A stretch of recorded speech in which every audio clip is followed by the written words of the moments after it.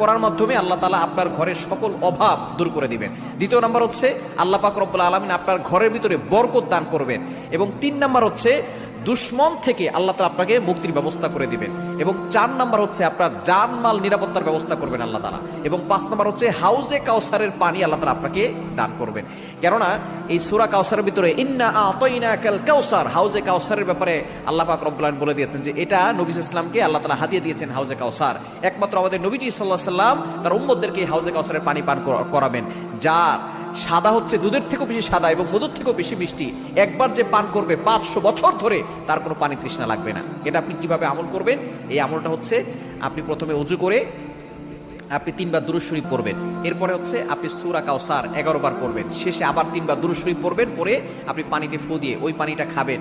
দেখবেন আল্লাহ পাক রব্বুল আলামিন আপনাকে সুস্থ করবেন এবং ঘরের চারকোনা ছিটিয়ে দিবেন। ওই ঘরের ভিতরে অভাব থাকবে না। ঘরের